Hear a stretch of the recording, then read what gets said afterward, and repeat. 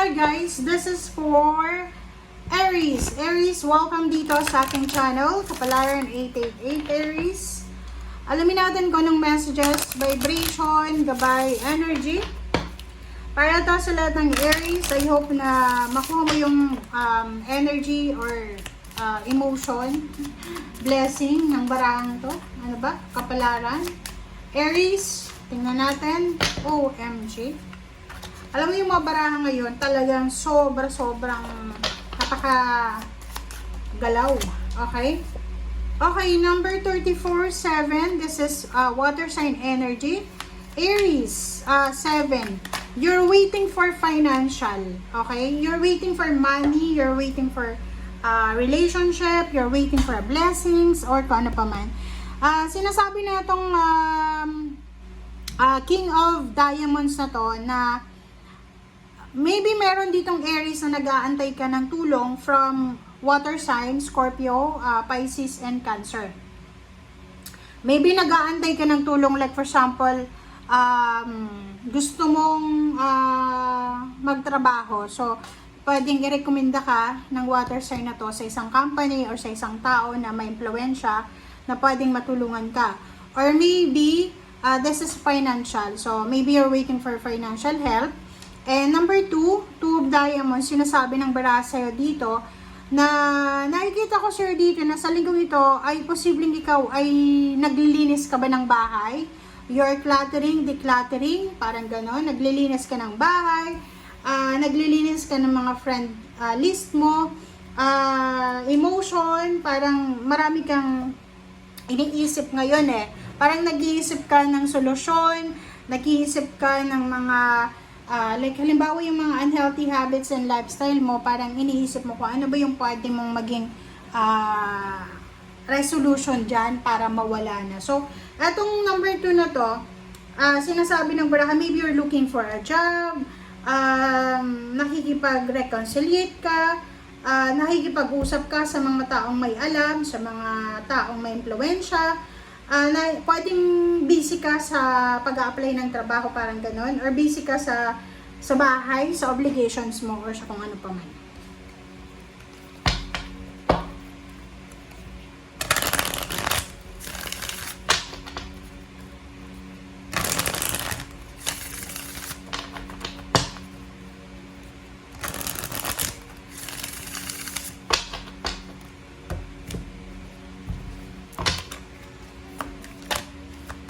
Okay, Aries.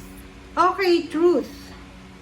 So, nakikita ko sir dito, Aries, na may mga Aries ditong posibleng makatanggap kayo ng message or pwedeng makatanggap kayo ng, yun, chismis, message na pwedeng magdala sa inyo ng katotohanan. Parang, yung energy na to, okay, yung energy na tong truth is maraming sekreto ka na posibleng di-discover. Parang gano'n. Marami kang balita na posibleng malalaman.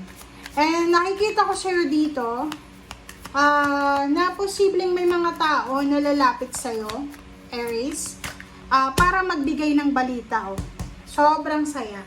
So, sinasabi ng barahan na to na isang okasyon, ang posibleng isa-celebrate mo, Aries, maybe wedding anniversaries, mansaries, house blessing, house warming, baby shower, ano ba, engagement party, birthday, ang posibleng may experience mo sa linggong ito, or mayroon kang mga kailangan i-celebrate. And during that celebration, syempre, di ba, pag may celebration, may mga tao na imbitado, invited, so doon mo posibleng makuha yung balita na, uy, alam mo si ganyan, ganito, ay ganito, ganyan. So, marami kang sekreto, chismis, information na posibleng malaman through that occasion. Okay. Sabi na, chismis talaga to. Mag-iingat lang tayo ha. We need to be careful ha. Kasi, posibleng mayroon talagang chismis galing sa Capricorn or galing sa isang tao na medyo devil. Okay? So, sinasabi ng bara sa atin dito na mag-iingat tayo. We need to be careful. Sabi na You are waiting for a message, pero yung message na hinihintay mo ay posibleng hindi mo siya matanggap. Kasi isang message na nakakairita ang posibleng matanggap mo. Okay. Dito naman sinasabi ng barahan na isang good news regarding sa job offer or source of income ang posibleng matatanggap mo. So, sinasabi ng baraha sa'yo dito na kung gusto mo daw na maging stable, secured yung iyong pamilya, financial stability and freedom, financial security, kailangan mo daw na proteksyonan kung ano yung meron ka. So, halimbawa, yung pamilya mo, gusto mong makuha yung stable na family life, 'di ba? Yung walang away, walang gulo, masaya lang. Kailangan mong ipaglaban kung ano yung foundation mo, 'di ba? Yung pamilya mo. Sorry. Relationship. Okay, relationship. For example, relationship. Ang kailangan mo is anong tawag diyan? Halimbawa sa relationship, yun yung foundation mo, relationship. Gusto mo ng maayos na relasyon. So, kailangan natin na i-work out. Kailangan mong ipaglaban. Kailangan mong i-work out yung relationship. Huwag mong i-take for granted yung taong minamahal ka or mahal mo. Okay? So, King of Swords, Two of Cups, and the Moon. Okay.